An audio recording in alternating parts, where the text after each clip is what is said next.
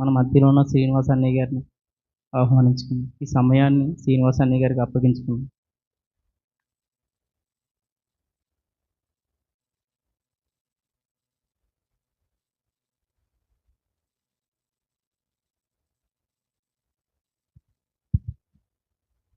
కూడి వచ్చిన జీవము గల దేవుని సంఘానికి మన ప్రభువైన యేసుక్రీస్తు వారి పేరిట నేను యొక్క సర్వశుభాలు వందనాలు తెలియజేసుకుంటాను.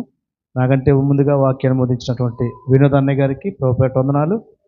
ప్రియులరా, ఎంతవరకు మరి దేవుడు అనేక విషయాల్లో మనకు సహాయంగా ఉండి తోడుగా ఉండి విలువైన తన వాక్కుల ద్వారా మనతో మాట్లాడారు. సంఘానికి వచ్చినటువంటి విలువైన ప్రాముఖ్యమైన సంగతులు సహోదరులు తెలియజేశారు.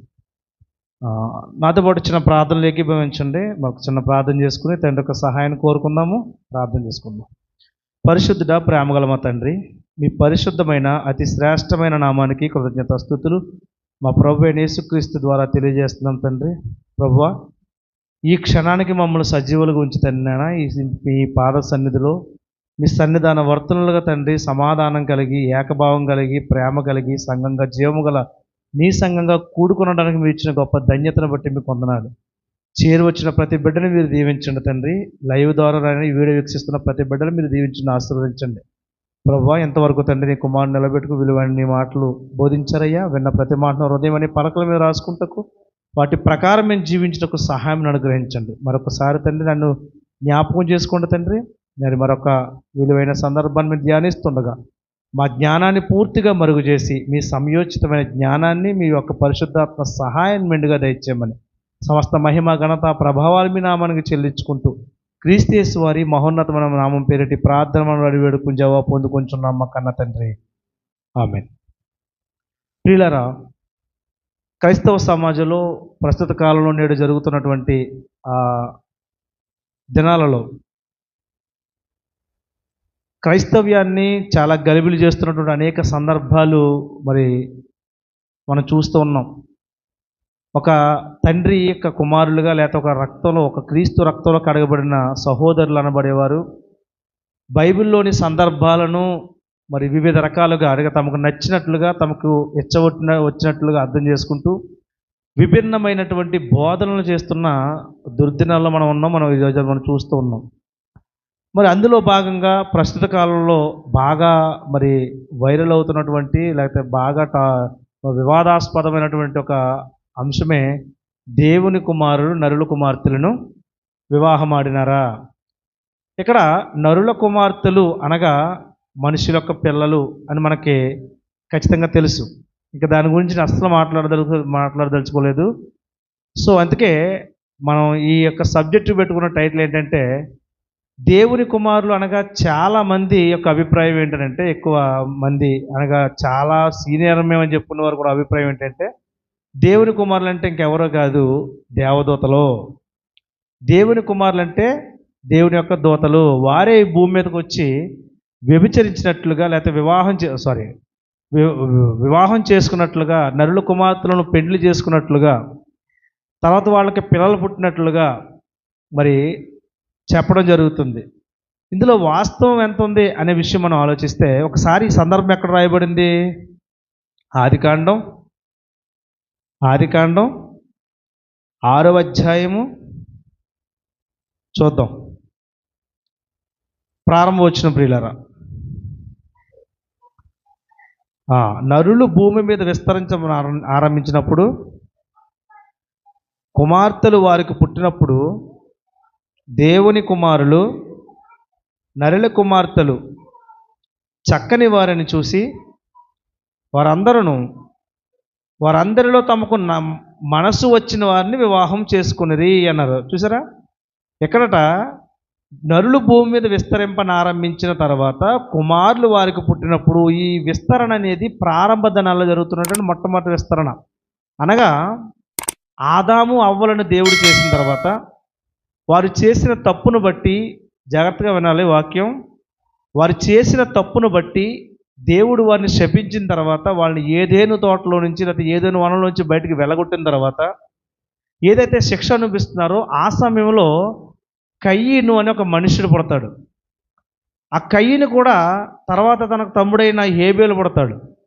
వీళ్ళిద్దరూ కూడా ఒకడు పశువుల కాపరిగా, మరొకడు వ్యవసాయకుడిగా మనకు కనిపిస్తున్నప్పుడు తన అర్పణను లక్ష్యం చేయలేదనే కోపంతో తమ్ముడిని చంపేస్తాడు.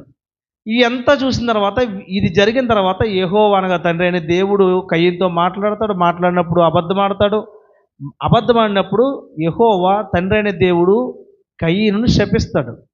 శపించి ఏదేనుకు తూర్పు దిక్కున ఉన్న నోదు అనే దేశంలో కాపురం ఉంటాడు పిల్లరా. ఇవన్నీ మనకి సందర్భాలు చదువుతూనే మనకు అర్థమవుతుంది. అప్పుడు జరుగుతున్న సందర్భాలు ఏంటంటే, అప్పుడు నరులు విస్తరింపనారంభించారట. ఇప్పుడు నరులు అనే మాటకు అర్థం మనకు తెలియాలి.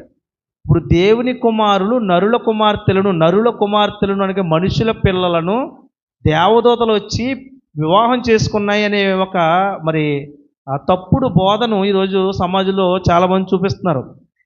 నేను ఎందుకు ఈ మాట్లాడుతున్నానంటే, పిల్లలు ఎవరో ఏదో నమ్మాలనో, లేకపోతే ఎవరో ఏదో అనుకోవాలనో, లేకపోతే వారు నా మాట విని మొత్తం మారాలనో కాదు, కానీ సంఘం పట్ల బాధ్యత కలిగిన ఒక సేవకునిగా, అనేక మంది దేవుని వాక్యాలు వింటున్న ఒక క్రైస్తవులుగా మన సంఘం, ముఖ్యంగా మన మధ్యలో ఉన్న మనందరం కూడా వాక్య పరిశీలన చేసి ఏది వాక్యానుసారంగా ఉందనే విషయాన్ని తెలుసుకోవడానికి మాత్రమే ఈరోజు ఈ సందర్భాన్ని తీసుకోవడం జరిగింది. అంతే తప్ప ఎవరికో ఏదో చెప్పేయాలని, లేకపోతే ఇప్పుడు జరుగుతున్నారు కాబట్టి దీని గురించి మాట్లాడాలని కాదు. మీరు గుర్తించాలి. సంఘంగా మీకు ఒక అవగాహన ఉండాలి. మీరు చూసారమ్మా, వీడియోలు చూసారా? ఎవరైనా ఫోన్లో చూసారా? తమ్ముడు మీరు చూసారా? భాస్కర్ చూసారా? మీరు వివాదాలు జరుగుతున్నాయి కదా. జరుగుతున్నప్పుడు ఒక డైలమా ఉంటుంది మనిషికి, విశ్వాసికి. ఒకరు అలా చెప్తున్నారు, ఒకరు ఇలా చెప్తున్నారు, ఏంటి నిజం, అసలు దేంట్లో మనం కొనసాగాలని ఒక డైలమా ఉంటారు. ఆ డైలమాలోంచి కనీసం మన సంఘాన్ని అయినా కానీ ఒక ఆలోచింపజేసే విధంగా నడిపించాలన్నదే నా యొక్క ప్రాముఖ్యమైన ఉద్దేశం. ఇది మీరు అర్థం చేసుకోవాల్సిందిగా తెలియజేస్తున్నాను పిల్లరా. రైట్. ఇక్కడ నరులు భూమి మీద విస్తరింపను ఆరంభించినప్పుడు, తరువాత వారికి కుమార్తెలు పుట్టినప్పుడు దేవుని కుమారులు నరుల కుమార్తెలలో చక్కని వారిని చూసి మనసుకు నచ్చిన వారిని చూసి పెళ్లి చేసుకున్నారంటండి. ఇప్పుడు దేవుని కుమారులు అనే విషయాన్ని మనం ఆలోచిస్తుంటే, ఇది దేవుని కుమారులు అంటే ఎవరో కాదు, దేవదూతలు అని అన్నాడు. తండ్రి అయిన దేవుడు బైబిల్ గ్రంథంలో ఎక్కడైనా దేవుని కుమారులు అంటే దేవదూతలు అని చెప్పినట్లుగా ఏమైనా కనిపిస్తుందో? మనకి కనిపించదు. దానికి కొన్ని ఆనవాళ్ళు మనం చూస్తే, ఒకసారి హెబ్రీ పత్రిక, దేవదూతల గురించి అసలు దేవుడు ఏం చెప్పాడో మనం చూసినట్లయితే, హెబ్రీలకు రాసిన ప్రారంభ అధ్యాయము గమనించాలి. ఇది చివరి దినాలలో, అనగా బైబిల్ గ్రంథాన్ని కొత్త నిబంధన సంపూర్తి చేస్తున్నటువంటి దినాల్లో పౌలు గారు పరిశుద్ధాత్మ ప్రేరణతో రాస్తున్నటువంటి విషయం కాబట్టి ఇది సర్వసత్యము అనే మాట మనం వాడాలి. ఇక్కడ దేవుడు సత్యంలోంచి ఎక్కడ నడిపించాడు? సర్వసత్యంలోకి నడిపిస్తున్నాడు. ఆ సర్వసత్యంలోకి నడిపిస్తున్నటువంటి సందర్భాలలో, ఆ దినాలలో రాస్తున్నటువంటి మాటే ఈ మాట. చూడండి, హెబ్రీ పత్రిక 1వ అధ్యాయం 7వ వచనం. తన దూతలను వాయువులుగాను తన సేవకులు జ్వాలలుగా చేసుకునేవాడు అని తన దూతలను గురించి చెప్పుచున్నాడు. చూసారా? అంటే దూతల గురించి అయితే ఏం చెప్తున్నాడట? తన సేవకులు కింద ఏమైనబడి 4వ ఫుట్నోట్ల కింద ఏమైనబడి చూడండి, ఆత్మలుగా. మొట్టమొదటిగా అక్కడ ఆలోచించాల్సిన విషయం ఏంటంటే, ఆత్మలకు శరీరాలు ఉంటాయండి? ఆత్మకు శరీరం ఉంటుందా? మీరు చెప్పండి. ఇప్పుడు సినిమాల్లో చాలామంది ఆత్మలు చూపిస్తారా? ఎలా చూపిస్తారు?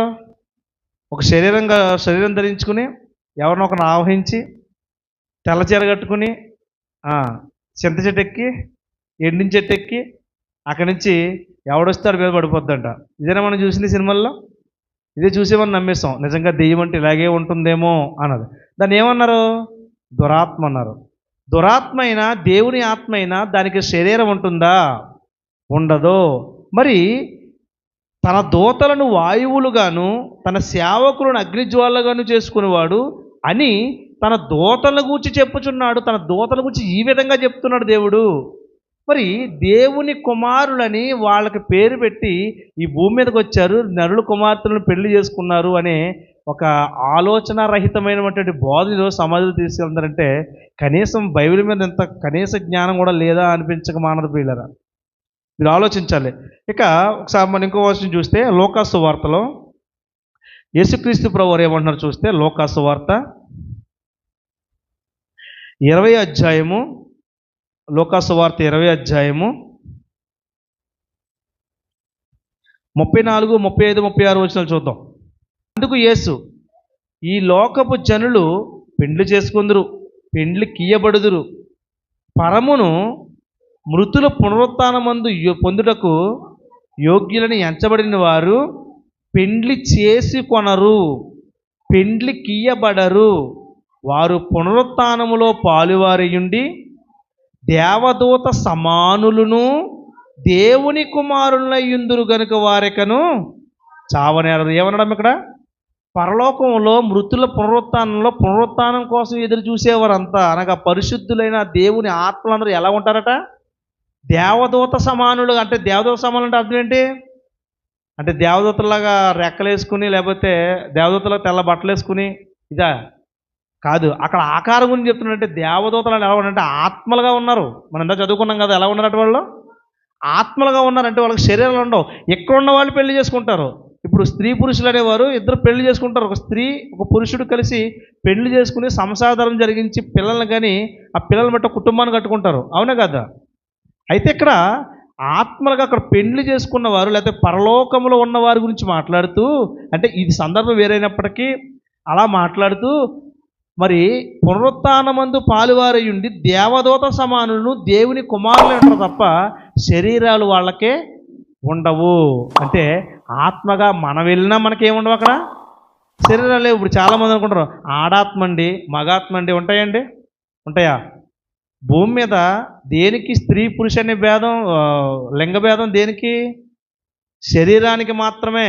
ఇప్పుడు శరీరాన్ని బట్టి, ఈ వస్త్రధారణ బట్టి ఈమె స్త్రీ, ఆ వస్త్రధారణ బట్టి అతడు పురుషుడు, లేకపోతే ఆ జెండర్ని బట్టి ఇంకొక ఆడపిల్ల పుట్టింది లేకపోతే మగపిల్లడు పుట్టాడని ఆ లింగ నిర్ధారణ చేస్తారు. సో శరీరాన్ని బట్టి లింగ నిర్ధారణ చేస్తారు తప్ప ఆత్మలకు ఏమి లేదు, శరీరం లేదు. ఇది ఆడాత్మ లేకపోతే ఇది మగాత్మ అని దేవుని దగ్గర ఏ భేదం కూడా లేదు. అందుకే స్త్రీ అని కానీ పురుషుడు కానీ యూదుడు కానీ గ్రీసు దేశస్తుడని కానీ దేవునికి ఏది లేదట, భేదం లేదంట. అందరూ దేవుడు కుమారులే కుమార్తెలే. అనగా పరలోకమందు అందరూ కూడా ఎలా ఉంటారమ్మా? ఆత్మలుగా ఉంటారు. అండి మనుషులు చనిపోయిన తర్వాత తండ్రి దగ్గరికి ఆత్మగా వెళ్ళి మనుషులకే ఆత్మలు అయిపోతున్నాం కదా, ఆత్మగా దేవుని దగ్గరికి వెళ్తాం కదా. తండ్రి దగ్గర ఉన్న దేవుని ఆత్మలు భూమి మీదకి వచ్చి పెళ్లి చేసుకోవడం ఏంటండి? ఏమైనా ఆలోచించారా? మరి దేవుని కుమారులు అంటే అసలు ఏంటి? మరి దేవుని కుమారులను ఎందుకు రాయించాడు అంటే కొంత మనకు చరిత్ర తెలియాలి. ఆ చరిత్ర ఏంటంటే ఆదికాండం ప్రియులారా. ఆదికాండంలోకి వద్దాం. ఆదికాండం 5వ అధ్యాయంలో లేక 4వ అధ్యాయంలో మనం చూసినట్లయితే 4వ అధ్యాయం ముందు చూస్తే ప్రారంభవచనం ప్రియులారా.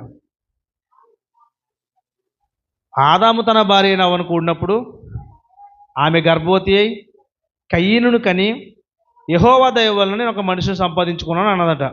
తర్వాత ఆమె అతని తమ్ముడకు హేబేలుని కంది. హేబేలు గొర్రె కాపరి, కయీను భూమిని సేద్యపరిచేవాడు.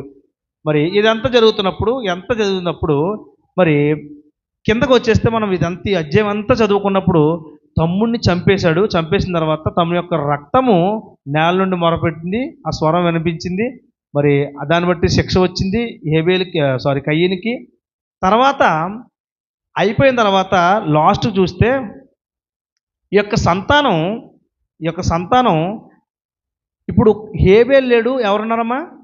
కయీను మాత్రం ఉన్నాడు. కయీనుకి మ్యారేజ్ అయింది. మ్యారేజ్ అయిన తర్వాత బయటికి వెళ్ళిపోయాడు. ఇక 4వ అధ్యాయం 16వ వచనం చూస్తే అప్పుడు కయీను యెహోవా సన్నిధి నుండి బయలుదేరి వెళ్ళి ఏదేనుకు తూర్పు దిక్కున నోదు దేశంలో కాపురమున్నాడు. కయీను తన భార్యను కూడినప్పుడు ఆమె గర్భవతి హనోకును కన్నది. అప్పుడు అతను ఒక ఊరు కట్టించి ఆ ఊరికి తన కుమారుని పేరును బట్టి హనోక్ అని పేరు పెట్టాడు. అమ్మా ఇక్కడ పేరు పెట్టాడు అని అంటే సంతోషంగా ఉన్నారా లేకపోతే దుఃఖంతో ఉన్నారా? సంతోషంగా ఉన్నారు. ఇప్పుడు పేరు పెట్టుకుని ఏం చేస్తున్నారు? ఊరి పేరు పెట్టుకుని ఆనందపడుతూ ఉన్నారు. ఊరి పేరు పెట్టుకుని గంతులు వేస్తున్నారు, పండగ చేసుకుంటున్నారంటే ఇక్కడ దేవుడు శిక్ష నాకు విధించడనే పశ్చాత్తాపం ఏ కోశాన కనిపించట్లేదు. ఏమండి?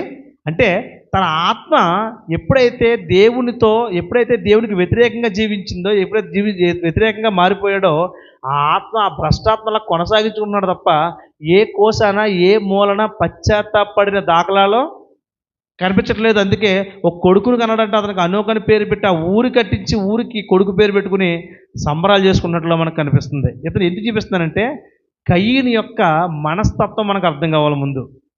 అంటే ఈ దేవుని కుమారులకి నరుల కుమార్తెలు కానీ సబ్జెక్ట్ తీసుకుని చెప్తున్నారు అనుకోకుండా దాని దీనికి ఏముంది సంబంధం ఉంది. కాబట్టి నీకు చరిత్ర చెప్తుంది. ఈ చరిత్ర అర్థమైతే అసలు దేవుని కుమారులు ఎవరో మనకు అర్థమవుద్ది. నరుల కుమార్తెలు అంటే ఆబ్వియస్లీ మనుషులకు పుట్టిన పిల్లలు మనకు తెలుసు. మరి దేవుని కుమారులు ఎవరు, ఎందుకు పర్టికులర్గా ఈ మాటలు రాయించాడు అనే మాట, ఆ దేవుని కుమారులు అనే మాట రాయించడాన్ని బట్టి ఎందుకు ఈరోజు సమాజం తప్పుడుగా అర్థం చేసుకుంటుంది అనే విషయాన్ని మనం అర్థం చేసుకోగలిగితే, ఆలోచించగలిగితే లేఖనం నుండి కొంత చరిత్ర మనకు అర్థం కావాలి. ఇక్కడ యొక్క కయీను యొక్క స్వభావం మనకు కనిపిస్తుంది. ఎక్కడ కూడా పశ్చాత్తాపడినట్టుగా కనిపించట్లేదు. ఇంకా కిందకు చూస్తే హానోకు ఏరాదు పుట్టెను, ఏరాదు మహూయేలును కనును, మహూయేలు మతుషేలు కనును, మతుషేలు లెమకు కనును. ఇక్కడ చూడండి, ఈ లెమకట ఇద్దరు స్త్రీలను పెళ్లి చేసుకున్నాడు. దేవుని చిత్తం ఏంటి? ఒక్క స్త్రీనే పెళ్లి చేసుకోవాలి. అందుకే కదా ఇద్దరు అవ్వాలని చేశాడు దేవుడు. ఒక అవ్వని చేశాడా? ఒకే అవ్వని. ఇప్పుడు కూడా మన చట్టం ఏం చెప్తుంది? ఒక భార్య ముద్దు, రెండో భార్య వద్దు. అవునా? కరెక్టే కదా? అంటే ఇద్దరు భార్యలు చేసుకోమని చెప్తుంది చట్టం. అలాగంటే ఎంతమంది సిద్ధంగా ఉంటారండి బాబు? 2 వేసి 3 వేసి పర్మిషన్ ఇచ్చిందంటే రెడీగా ఉన్నారు. అసలు ఆగారంతా అలాగా. ఇలా గేటు తీసిందంటే దూగడానికి సిద్ధంగా ఉన్నారు కదా. ఒకటే అసలు ఉన్న ఒక్కదాన్నే పెంచలేక చేస్తున్నాం అంటే మరి రెండో దాన్ని ఎందుకని కొంతమంది అనేవారు ఉన్నారు. అలా కాకుండా పర్మిషన్ ఇస్తే ఇంకా 2-3 చేసుకుంటామండి అరబ్ దేశంలో చేసుకున్నట్టు అని అనేవారు కూడా లేకపోలేదు. కానీ దేవుడి చిత్తం అది కాదు. దేవుని చిత్తం ఏంటంటే ఆదాముకు హవ్వా అంతే. కానీ ఇక్కడ లెముక అనేవాడు ఏ వంశాల నుంచి వస్తున్నాడమ్మా చెప్పండి? ఏ వంశావళి ఇది? కయీను వంశావళి ఇది. ఏమండి? జాగ్రత్తగా వినండి. ఇది ఏ వంశావళి? కయీను వంశావళి వస్తున్న వారు పండగలు చేసుకుంటున్నారు, పెళ్ళిళ్ళు కూడా చేసుకుంటున్నారు. పెళ్ళి కాదు, పెళ్ళిళ్ళు చేసుకుంటున్నారు. అందులో ఈ లెముకనోడు ఎంత దుర్మార్గుడు అంటే 2 పెళ్ళిళ్ళు చేసుకున్నాడట. ఒక దాని పేరు ఆదా, రెండో దాని పేరు సిల్లా. ఈ ఆ చీకటి సుఖాలకు అలవాటు పడినవాడిగా మనకి ఇక్కడ కనిపిస్తున్నాడు. రైట్. ఆదా యోబాలుని కనును, అతడు పశువులు గలవాడే గోళాలు నివసించేవాడు మూలపురుషుడు యాబాలుడు. అతని సహోదరుని పేరు యోబాలు, ఇతడు సితారా సానికును వాడు చేయవాడు, అతనికి మూలపురుషుడు. మరియు సిల్ల తుబల్కయీనును కనెను, అతడు 10 ఇనప పనిముట్లని చేయవాడు. తుబల్కయి సహోదరి పేరు నయమా. అప్పుడు లెముక అనేవాడు ఏమంటున్నాడంటే తమ భార్యలతో అన్నాడు, ఆదా ఓ సిల్ల నా మాట వినండి, లెమకు భార్యలు నా మాటలు ఆలకించండి. నన్ను గాయపరిచినందుకే ఒక మనిషిని చంపాడంటే అప్పటికి ఒక హత్య జరిగింది. అంటే కయీను ఎలాగైతే హేబేలుని చంపాడో ఈ లెముకు కూడా ఎవరిని చంపాడట? ఒక మనిషిని చంపాడట. నన్ను గాయపరిచినందుకు, నన్ను దెబ్బ కొట్టినందుకు ఒక పనిచివాడిని చంపితని.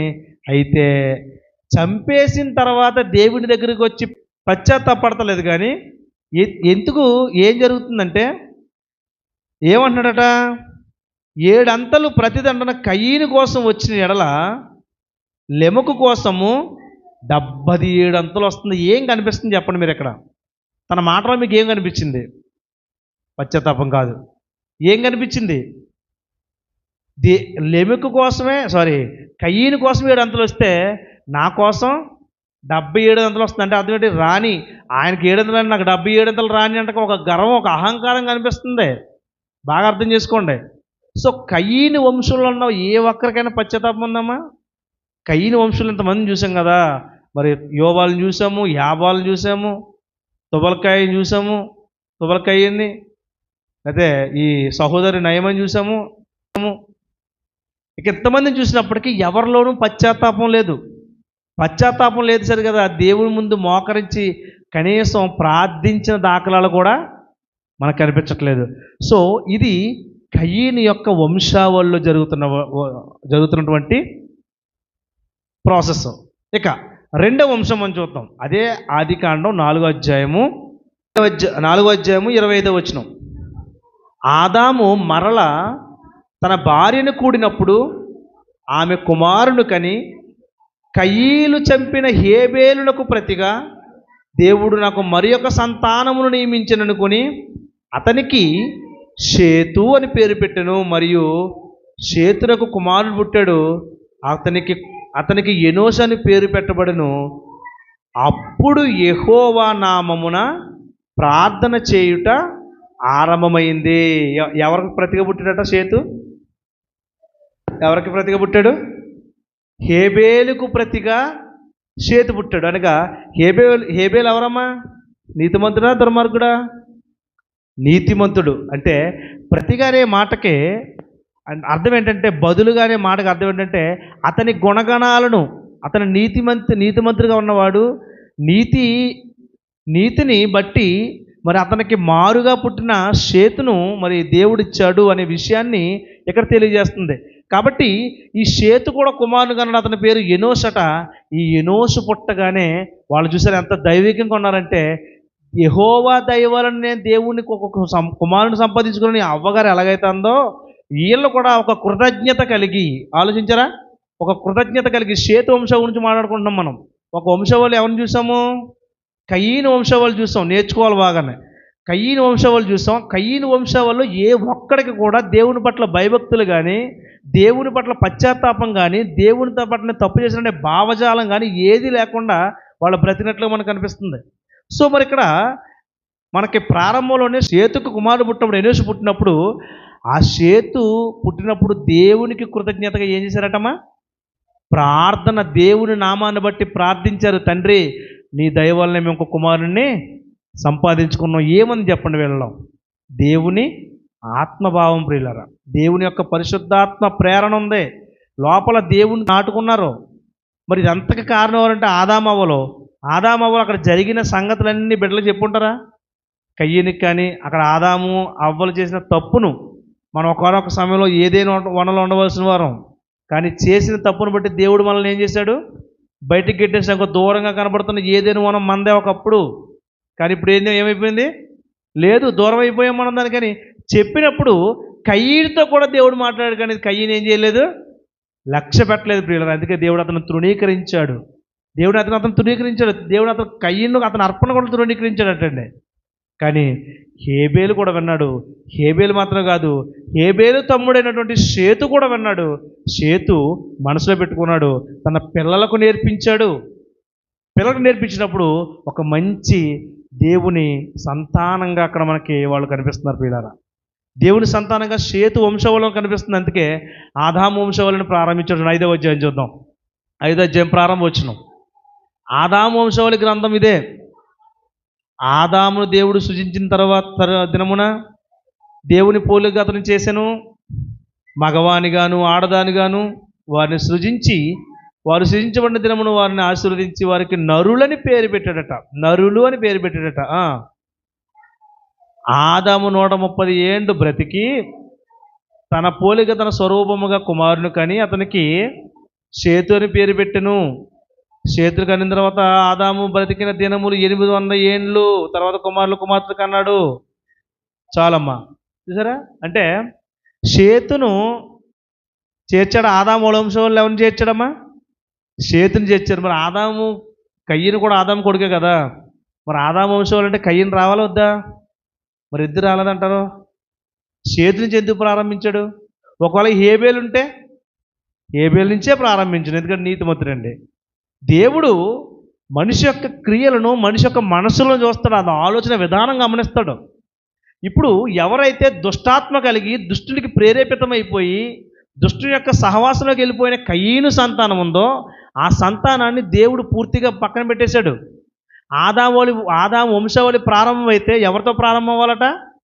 షేతుతో ప్రారంభం అవ్వాలి. ఎందుకంటే షేతు మరి గొప్ప నీతిమంతుడిగా మనకు కనిపిస్తున్నాడు ప్రియులారా. కాబట్టి ఎలా చెప్పగలం నీతిమంతుడు? అక్కడ రాయబడలేదు కదా. అంటే నీతిమంతుడు కాబట్టే దేవుని నామాన్ని ప్రార్థన చేయడానికి అలవాటు చేశాడు. ఎనోషు పుట్టిన తర్వాత దేవునికి ప్రార్థన చేశాడు. దీన్ని బట్టి అర్థమవుతుంది దేవుని యందు భయభక్తులు కలిగిన వ్యక్తి లేదా వంశం అని. ఆ కింద చూస్తే వీళ్ళందరూ అయిపోయిన తర్వాత ఈ వంశం ఇలా జరుగుతోంది. మెతుషెల వరకు ఉన్నారు. ఇక్కడ మనొక లెముకు కనిపిస్తాడు. ఈ లెముకు చాలా మంచివాడు. ఏదైతే కయీను వంశంలో కనిపిస్తాడో ఆ లెముకు కాదు ఇతను. ఇది షేతు వంశావళిలో కనిపిస్తున్న ఒక లెమ్ముకుంటాడు. అతను చాలా మంచోడు. అలాగే హనోకు కూడా చాలా మంచివాడు. ఈ హనోకే దేవుడితో నడిచినటువంటి హనోకు 300 సంవత్సరాలు దేవునితో నడిచినట్ట. చూడండి 22వ వచనం, 21వ వచనం చూద్దాం, 5వ అధ్యాయం. హనోకు 65 ఏండ్లు బ్రతికి మెతూషెలను కనెను. హనోకు మెతూషెలను కన్న తర్వాత 300 ఏండ్లు దేవునితో నడుచుచు కుమారులను కుమార్తెలను కనెను. చూసారా, 300 ఏండ్లు హనోకు దేవునితో నడిచాడు. 300 ఏండ్ల అసలు సాధ్యమయ్యే పని మనకే? 3 రోజులు నడవండి, సరిగ్గా నడవగలమండి? 3 రోజులండి. 3 రోజులు సభలు పెడతారు, లేదా 3 రోజులు ప్రార్థనలు పెడతారు. ఆ 3 రోజులు కనీసం 3 రోజులకు 3 రోజులు యథార్థంగా ఆత్మతో సత్యముతో పరిపూర్ణంగా దేవుడి మీద ఆధారపడి నడిచిన వాళ్ళు ఎవరైనా ఉంటారండి? ఈ రోజుని బట్టి చెప్పండి, ఈ రోజు బట్టి చెప్పండి, ఉంటారండి?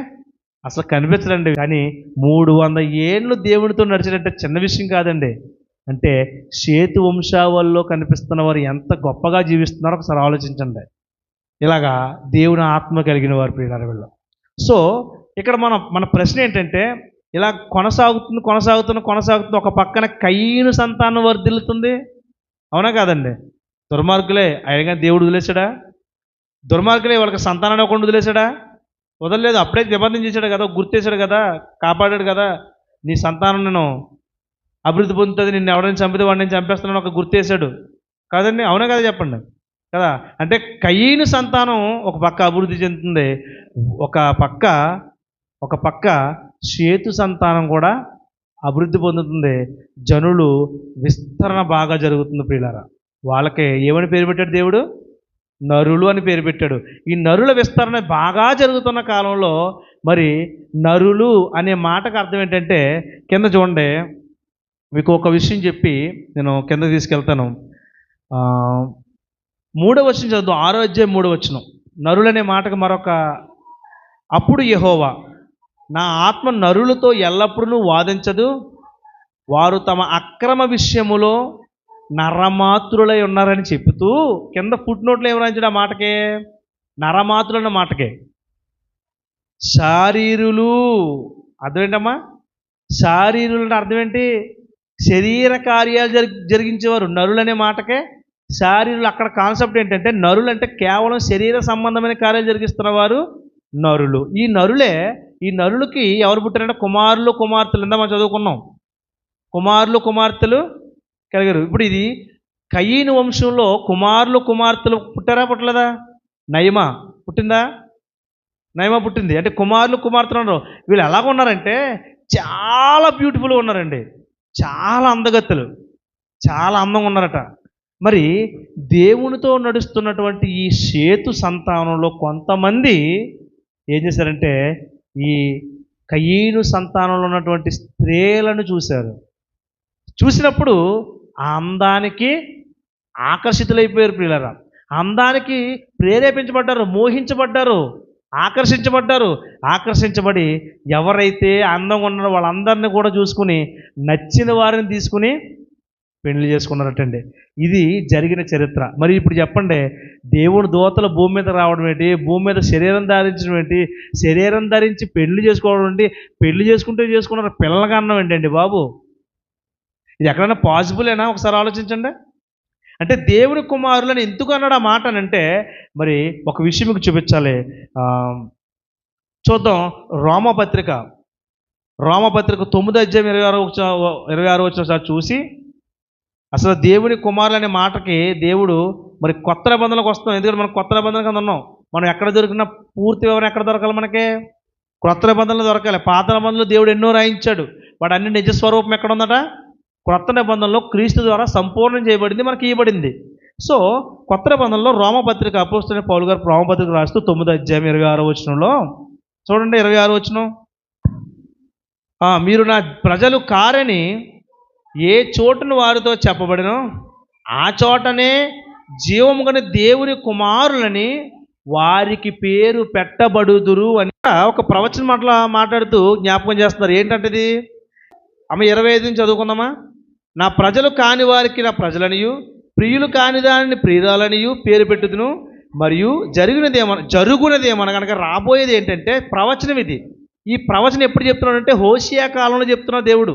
ఈ జరుగునది ఏమనగా జరగబోయేది ఏంటంటే, మీరు నా ప్రజలు కారని ఏ చోటను వారితో చెప్పానో ఆ, ఆ చోటనే జీవము గల దేవుని కుమారులని వారికి ఏం పెడతాను, పేరు పెడతాను. హోషేయ గ్రంథం ప్రారంభ అధ్యాయం 10వ వచనం మాట చెప్పాడు. అనగా ఈ ప్రవచనం ఏమై ఉండాలి ప్రియులరా? ఏమై ఉండవలసింది? నెరవేరవలసి ఉంది. అప్పటికి నెరవేరవలసి ఉంది. కాబట్టి తర్వాత క్రొత్త నిబంధనలో ప్రభు రాకతో అదేమైంది, నెరవేరింది. కాబట్టి ఈ వచనం చదివేటప్పటికి మనకు అర్థం కావాలి, దేవుడు తన కుమారులని ఎవరిని పిలుస్తున్నాడు అని మనం ఆలోచించగలిగితే, అదే రోమపత్రిక 8వ అధ్యాయం వెనక తెప్పండి ఒకసారి. 8వ అధ్యాయము 14వ వచనం చూస్తే పూర్తి వివరణ అనేది పౌలు గారు పరిశుద్ధాత్మ ప్రారంభిస్తున్నాడు. దేవుని ఆత్మచేత 13 చదువు తల్లి. మీరు శరీరానుసారంగా ప్రవర్తించిన యెడల చావవలసిన వారు ఇందురు కానీ ఆత్మచేత శారీర క్రియలను చంపిన యెడల జీవించెదరు. దేవుని ఆత్మచేత ఎందరూ నడిపింపబడుదురో వారందరూ దేవుని కుమారులై. ఇప్పుడు చెప్పండి, షేతు యొక్క వంశావళి ఏ ఆత్మచేత నడిపించబడింది? దేవుని కుమారులని ఎందుకు అన్నాడు షేతు వంశావళిని?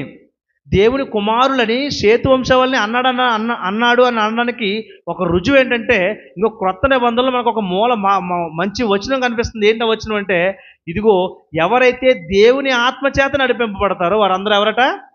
దేవుని కుమారులు. దేవుని కుమారులు. ఈ దేవుని కుమారుడు గురించే హోషేయ గ్రంథంలో కూడా రాబోయే రోజుల్లో నా కుమారులు అని నేను పేరు పెడతాను, వారు నా ఆత్మచేత నడిపించబడతారు. ఎవరైతే ఎందరు దేవుని మరి ఆత్మచేత నడిపించబడతారు వారందరూ ఎవరు? ఎందరంటే ఎంతమంది ఉన్నారు? ఎంతమంది పడితే అంతమంది. ఎంతమంది అయితే నడిపించబడతారో వాళ్ళందరూ ఎవరమ్మా? ప్రారంభంలో దానికి వివరణ లేదు, కానీ చివరికి వచ్చేసరికి క్రొత్త నిబంధనలకు వచ్చేసరికి దేవుడు ఒక పర్టికులర్ ఎక్స్ప్లెనేషన్ ఇస్తున్నాడు ఇక్కడ మనకి. అంటే పర్టికులర్గా వివరణ ఇస్తున్నాడు. ఈ వివరణ మరి దేనికోసం ఇస్తున్నాడంటే, ఇదిగో దేవుని కుమారులు అంటే దేవుని ఆత్మచేత నడిపించబడేవారు అనే గొప్ప సత్యాన్ని మనకు తెలియజేస్తున్నాడు ప్రియులారా. షేతు వంశవాళ్ళు చూసాం కదా మనం. ఉన్నారా అందులోనే దేవుని చేత నడిపించబడిన వారు? కయీను వంశవాళ్ళు ఎవరు ఉన్నారు? దేవుని ఆత్మచేత నడిపించబడి ఉన్నారా? లేరు. మరి ఎలాంటి ఆత్మచేత నడిపించబడ్డారంటే దురాత్మచేత నడిపించబడ్డారు అనుకుందాం. ఏమంటే వాడు దుష్టుడు అండి, మరి తన తమ్ముడిని చంపాడని చెప్పి ఒక చోట రాయబడింది.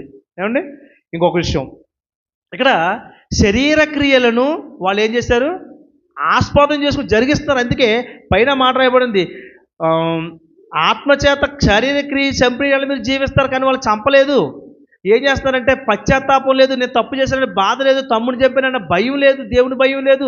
ఇదంతా పక్కన పెట్టి కుమారుని కన్నాడు, వాడికి పేరు పెట్టి అనుకొని పేరు పెట్టి దాన్ని పెట్టి ఊరు పేరు పెట్టి దానికి పండగ చేసుకుంటున్నాడు.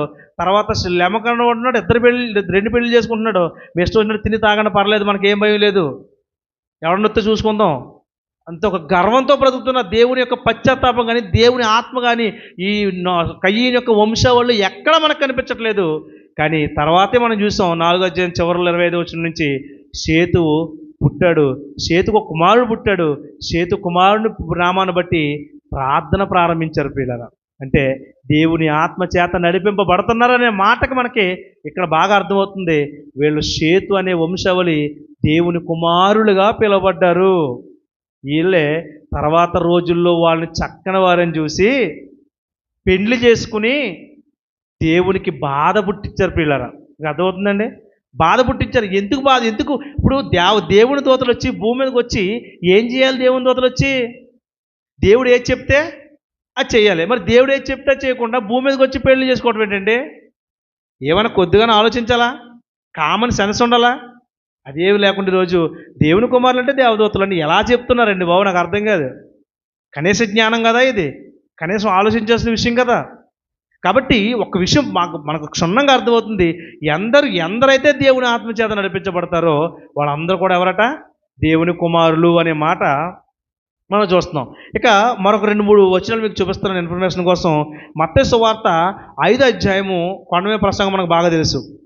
5వ అధ్యాయం కొండ మీద ప్రసంగంలో కూడా దేవుని కుమారులు అనే ఎవరిని అంటారు దేవుని కుమారులని మనం చూస్తే 5వ అధ్యాయం 9వ వచనం. సమాధానపరచువారు ధన్యులు. ఎవరటమ్మా? సమాధానపరచువారు ధన్యులు, వారు దేవుని కుమారులు అనబడుతారు. దేవుని కుమారులు అనబడాలంటే సమాధానపరచాలి. లెమకు సమాధానపరిచాడా లేకపోతే బాగా పొగరుగా ఉన్నాడా? లెమకు, కయీను వంశంలో లెమకు గురించి మాట్లాడుతున్నాను నేను. ఎలా ఉన్నాడో? 2 పెళ్లి చేసుకున్నాడు. సమాధానం ఉంది అక్కడ? పోనీ దేవునితో ఏమైనా సమాధాన పడ్డా?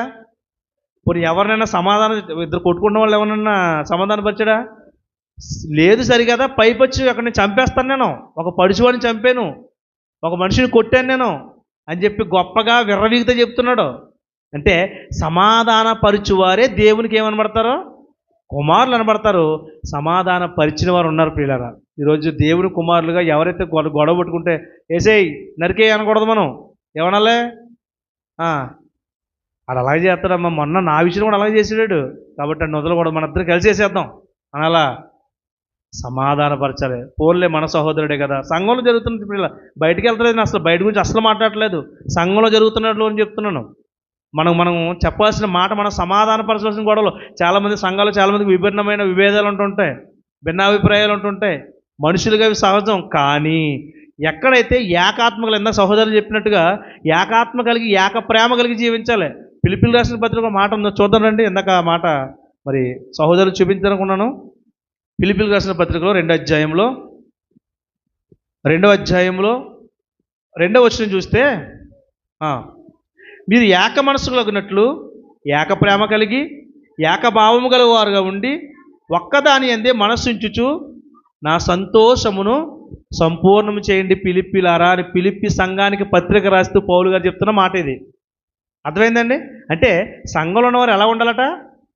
ఏక మనసు కలిగి ఉండాలి, ఏకభావం కలిగి ఉండాలి. ఎప్పుడైతే ఇలా ఏకభావం ఏక మనసు కలిగి ఉంటామో అనేక మందిని సమాధానపరుస్తే మనం ఎవరు అనబడతామమ్మా? దేవుని కుమారులు అనబడతాం. ఇప్పుడు చెప్పండి, దేవుని ఆత్మ పొందుకొని మనందరం దేవుని కుమారులు కుమార్తెలు కదా ఇక్కడ. ఇప్పుడు దేవుని కుమారులని స్త్రీల గురించి కూడా చెప్పొచ్చు. ఎందుకంటే ఆయనకి నేను చెప్పిన ఆత్మకి ఏమీ లేదు, లింగభేదం లేదు. నా కుమారులు అని చెప్పొచ్చు. అంటే మనందరం దేవుని పిల్లలమే.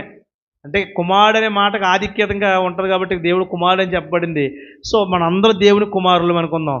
మనం తప్పు చేస్తే దేవుడు బాధపడ్డా? చెప్పండి. ఆయన కన్నీళ్ళు విడుస్తాడా విడవడా? దేవుడు మనల్ని చూసి మనం తప్పు చేస్తుంటే, దానికి వ్యతిరేకమైన కార్యాలు చేస్తుంటే ఆయన హృదయంలో సంతాపం ఉందా? హృదయం నొచ్చుకోడా? మనల్ని పుట్టించినందుకు ఆయన బాధపడ్డా? అక్కడ ఆ విషయంలో అదే జరిగింది ప్రియులారా. చూద్దాం, ఆదికాండం మళ్ళీ వెళ్దామా? 6వ అధ్యాయంలో చూద్దాం. ఈరోజు మరి కొద్దిగా ఆలస్యమైనప్పటికీ ఏమనుకోకుండా చిన్న వివరణ ఇచ్చి నేను ముగిస్తాను. సమయం మీకు అర్థం కావాలి మెసేజ్. మరి నేను చాలా దూరం నుంచి వచ్చాను మీకోసం ఈ పాఠం ప్రిపేర్ చేయడానికి. రాత్రి 2 గంటలు అయింది నాకు ప్రార్థన చేసుకుని పడుకునేసరికి. ఇదంతా ప్రిపేర్ చేసుకుని అవన్నీ రాసుకుని మళ్ళీ రిఫరెన్స్లు అన్నీ ఇదంతా రేపొద్దున మనం చెప్పాలి. ఎందుకంటే సంఘం మోసపోకూడదు.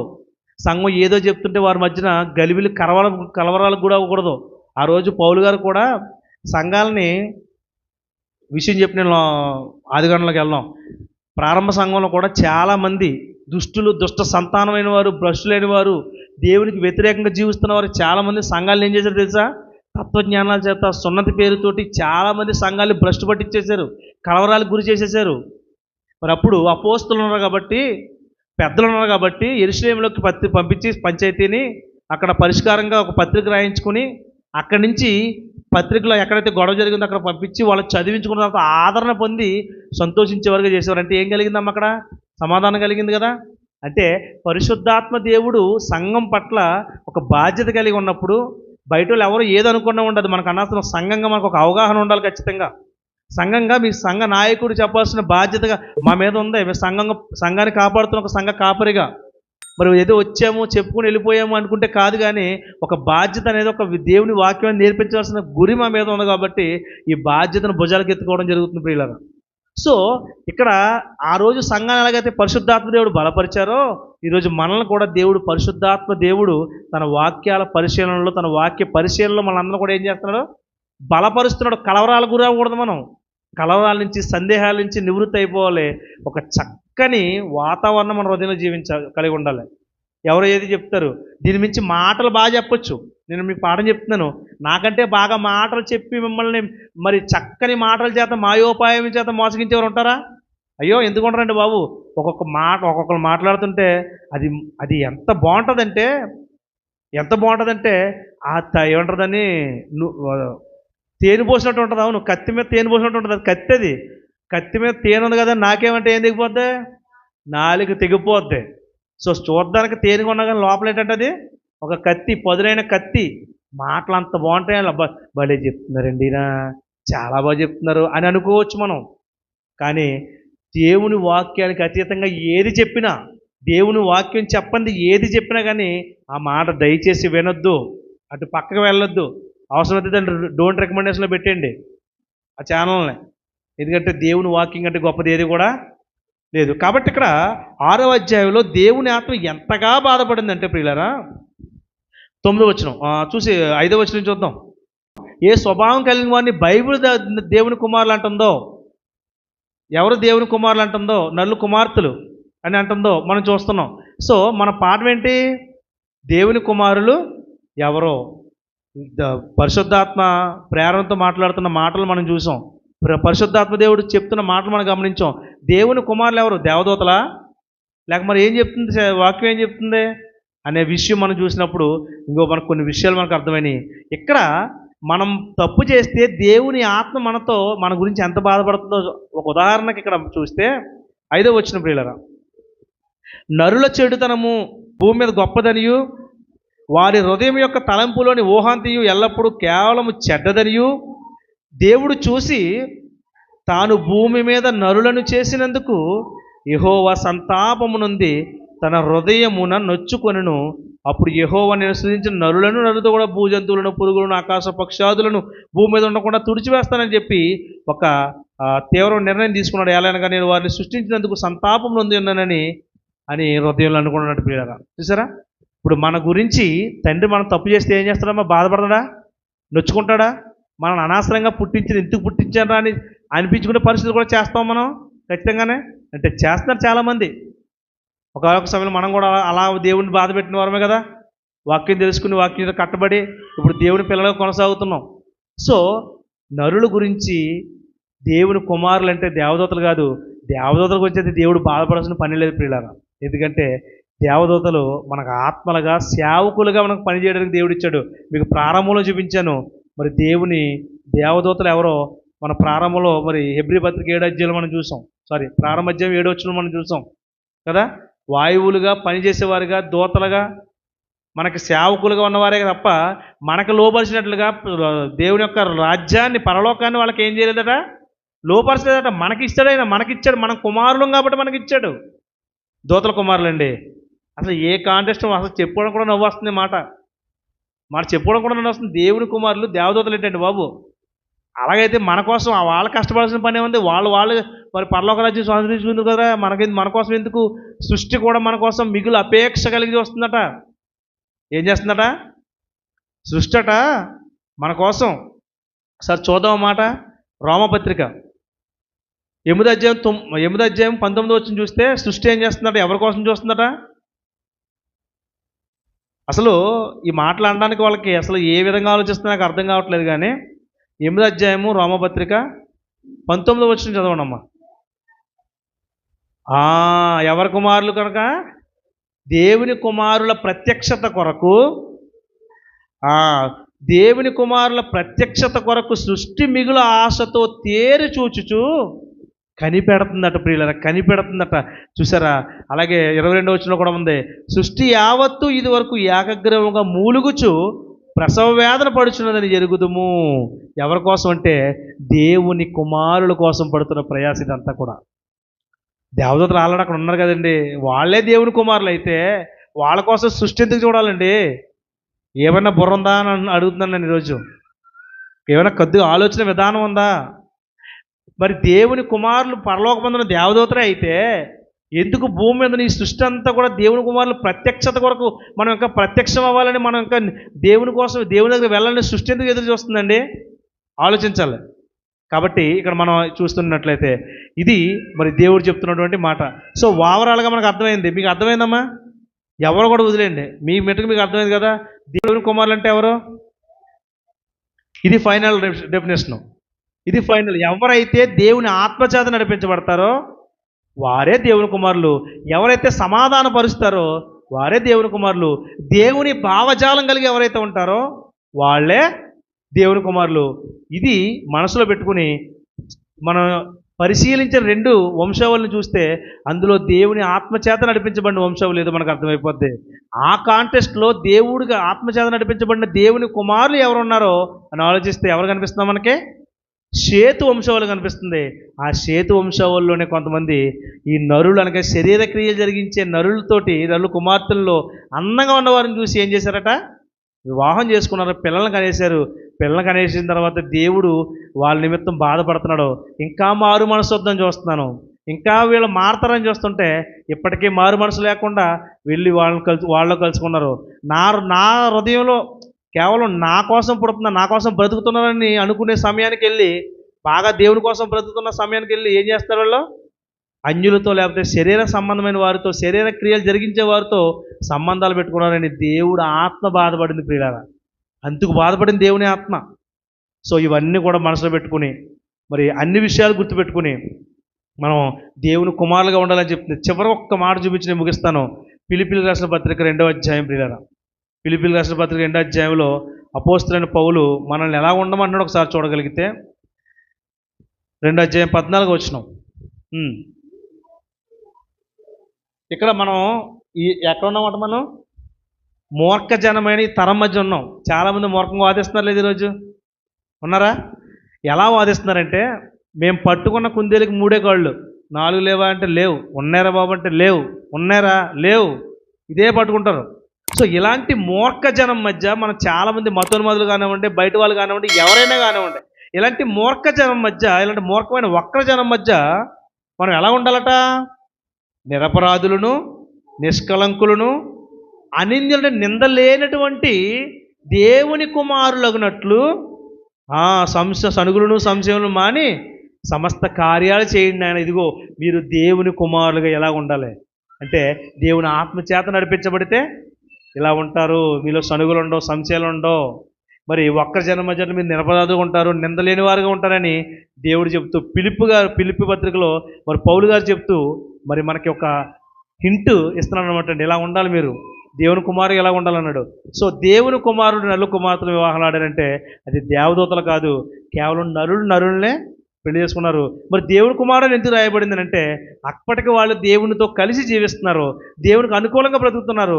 అలాంటి సిచ్యువేషన్ నుంచి సాతాను వాళ్ళని కూడా పట్టుకుని ఇక్కడ భ్రష్టత్వంలోకి నడిపించిన విధానాన్ని బట్టి వాళ్ళు దేవుని కుమారులు, దేవుడితో నడిచే కుమారులు, మరి నరుల కుమార్తెలు, శరీర క్రియలు జరిగించే వారి కుమార్తెలను పెళ్లి చేసుకున్నారు. కాబట్టి ఆ సందర్భంలో అలా రాయబడిందనే విషయాన్ని ఈ సందర్భంగా మనం అందరం తెలుసుకోవాలని మీ అందరికీ మనస్ఫూర్తిగా తెలియజేస్తూ నా మాటలు ముగిస్తున్నాను. అర్థం చేసుకోండి. ఒకవేళ అర్థం కాకపోతే మరొకసారి వినండి. మరి మనక క్రైస్ట్ చేసి మరిపాక అనే ఛానల్లో కూడా ఈ యొక్క ప్రసంగం ఉంది. అలాగే రియల్ గాడ్ సాంగ్స్ అనే మెసేజెస్ అనే యూట్యూబ్ ఛానల్లో కూడా ఈ ప్రసంగం ఉంది. మీకు తెలియని ఇంకా ఎవరైనా సరే ఈ విషయం మీతో వాదిస్తుంటే దయచేసి వారికి కూడా తెలియజేయండి. ఒకవేళ విని ఒకవేళ అర్థం చేసుకుంటే సత్యం వైపు నడిపించబడితే అంతకంటే మనకు కావాల్సింది ఏది లేదు. కొందరినైనా అగ్ని నుంచి లాగినట్టు లాగాలి, అసత్యంలోకి వెళ్ళిపోతున్న కొందరినైనా లాగినట్టు లాగాలి. మనం బ్రతకుండగానే మన కొద్ది దినాల్లోనే మన పని మనం చేసి ఈ భూమిని ఖాళీ చేసి వెళ్ళిపోవాలి. చరిత్రతో కూడిన సందేశాన్ని మరొకసారి వినండి, అందరికీ తెలియజేయండి. అందు నిమిత్తం మీ అందరూ కూడా ప్రార్థించండి. మరి వ్యక్తపడిన వాక్యాన్ని హృదయమైన పలకల మీద భద్రపరచుకోండి. చిన్న ప్రార్థన చేసుకుందాం, ముగించుకుందాం. ప్రియులరా, పరిశుద్ధుడ, ప్రేమగల మా తండ్రి, మీ పరిశుద్ధమైన అతి శ్రేష్ఠ నామానికి కృతజ్ఞతాస్తుతులు తండ్రి. తండ్రి, క్రైస్తవ సమాజంలో తండ్రి ఎన్నో భిన్నాభిప్రాయాలు ప్రభు నాయన, మరి ఒకే వాక్యాన్ని రకరకాలుగా అర్థం చేసుకున్న జనం మధ్య తండ్రి వాక్యం పరిశీలించినప్పుడు తండ్రి పరిశుద్ధాత్మ సహాయం ద్వారా తండ్రి మీరు ఏమి రాయించారనే విషయాన్ని మేము తెలుసుకున్నప్పుడు తండ్రి చరిత్రలో 2 వంశావళులు మాకు చూపించి, ఒకటి మీతో నడిచిన వంశావళిని, ఒకటి శారీరక క్రియ జరిగించిన వంశావళిని తండ్రి నాయన మరి మేము తెలుసుకున్నాం తండ్రి. అందులో సందర్భంగా షేతు వంశావళి నుంచి వచ్చిన కొందరు తండ్రి నాయన మరి నరుల కుమార్తెలు అనగా మరి శరీర సంబంధమైన శారీరక నరమాతృలైరు అన్నారు తండ్రి. ఆ శరీరమైన నరమాతృలైన కుమార్తెలను వివాహం చేసుకుని వారు తండ్రి నాయన మీ ఆత్మకు వేదన పుట్టించారు తండ్రి. దాన్ని బట్టి మీరు రాయించారు, జలప్రలయం రప్పించారు, సమస్తాన్ని తుడిచిపెట్టేంత గొప్ప కోపాన్ని వారు రప్పించారు తండ్రి. క్షమించండి.